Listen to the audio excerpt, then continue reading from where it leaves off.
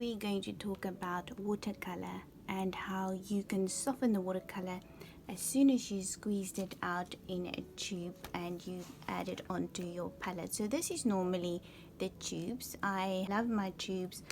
I normally squeeze them out on these palettes. I have quite a few of these little palettes. They're not expensive. They're very reasonable. And I also have the pans, loads of pans that I use that are, just find one quickly. They look like this. So this is a hard pan. So these are also little watercolors that are in pans already. They're not in tubes. And what I mean by that is, if you're not familiar with watercolor, these are the tubes of watercolor that you can buy from the store if you want individual specific colors. So what we're going to do today is I'm going to show you that I normally squeeze my tubes onto a palette, and this is the way you soften or wet them or activate them. So you will wet your brush in water, so you can either drop water on there with your brush, or you can just dip your brush in water and then pick some up. Now you can use an old brush for this if you want to mix your colors, but this is how you will activate your watercolors. So they will dry, and once they dry you can just obviously wet it again and then just use it again.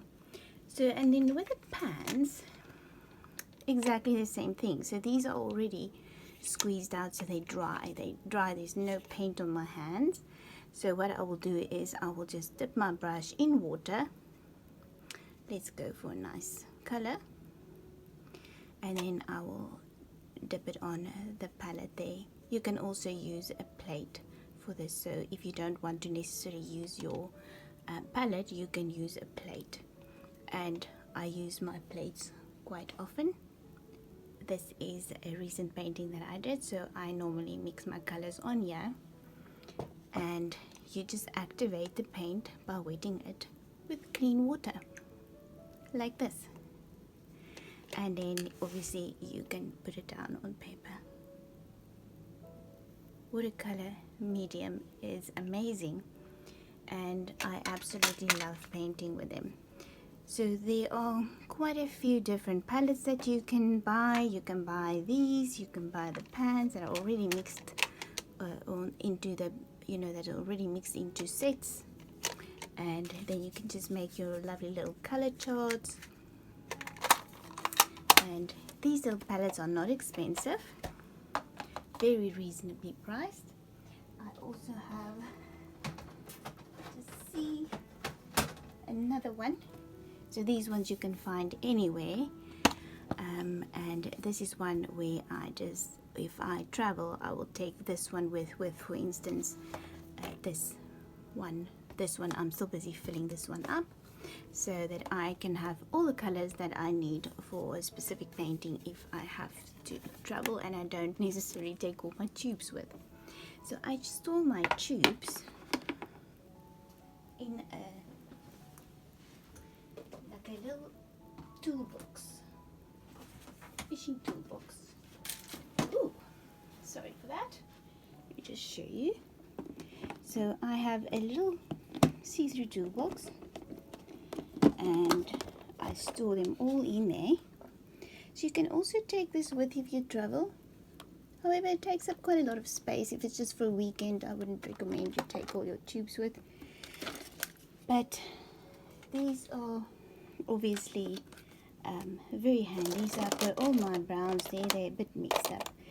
I have all my purples there, and I have my oranges there, my yellows, the greys and Chinese whites, and then the greens are supposed to be there, and then the pinks and the reds, which I have a lot, with the oranges I have all in there, and then the greens and the blacks and all of the blues at the top here, like this. And what I like about these see-through little fishing boxes, they are very handy, so you can see all your colors that you have. You can even store some of your, if you do travel with your, you can add your few little palettes you want to take with at the bottom there, and take this all with all your brushes in a nice container so that they don't get ruined, and you only take the brushes that you use most of the time with,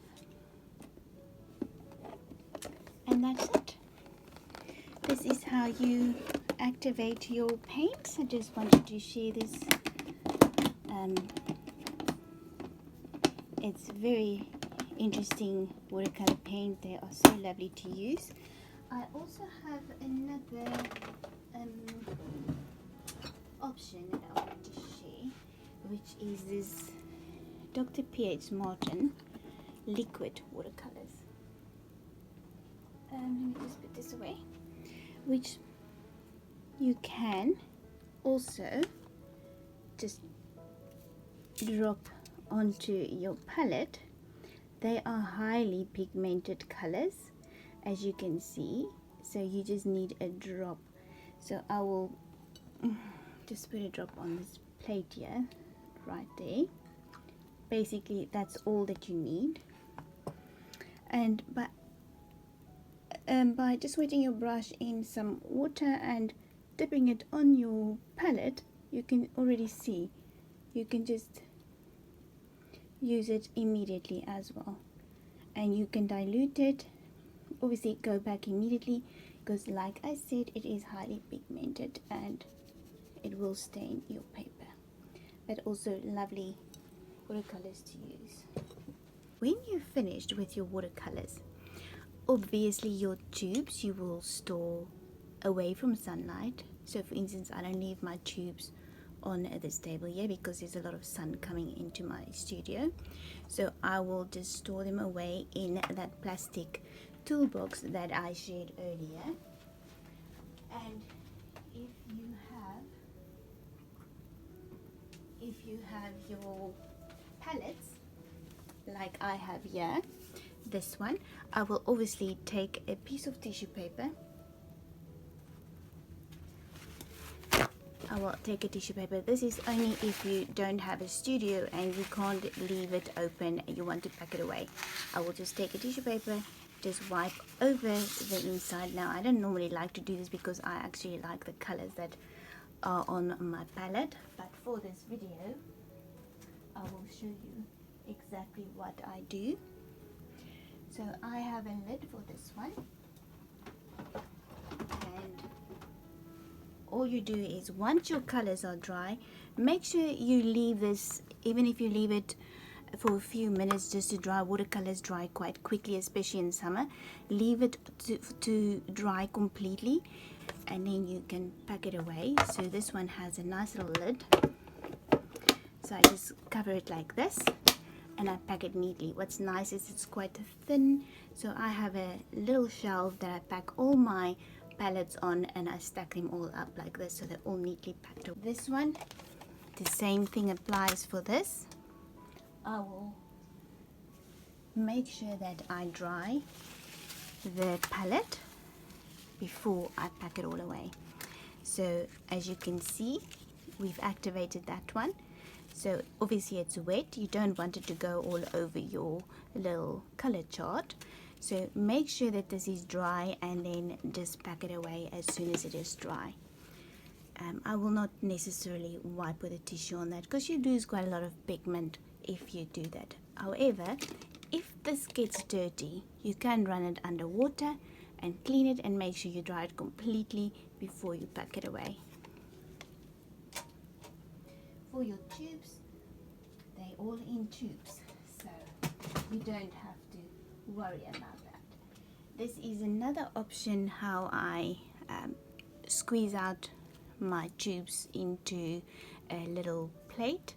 These you can buy at any art store. They are lovely for watercolors, especially if you're busy with a specific painting you know it's going to take you quite some time. Like, you can paint with 3 cool red, yellow and blue, and a warm red, yellow and blue, and have the 3 colors or on each side and mix and match them, because that's all colors, the only colors that you basically need to finish a painting if you have to, and if you want to only use 3 colors. So this is another nice option.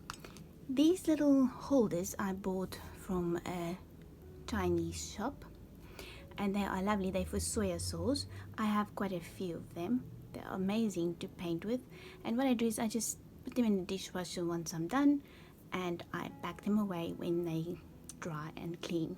So I have quite a few of those ready for when I need it. Then obviously you always need water to activate your watercolor. This is why it's called watercolor paint.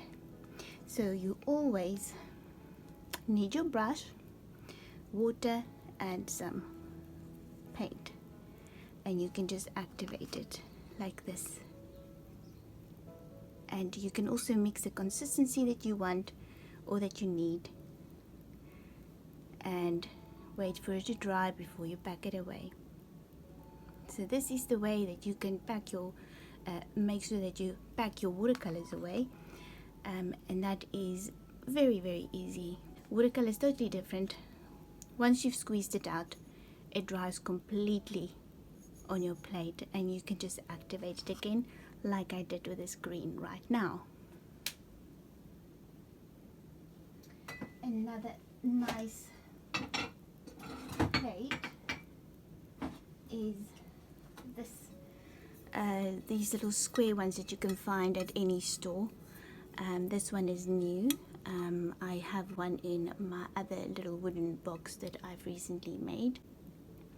So another question is, how long do you save leftover watercolor paint? And also, how long do watercolor paints last in a tube?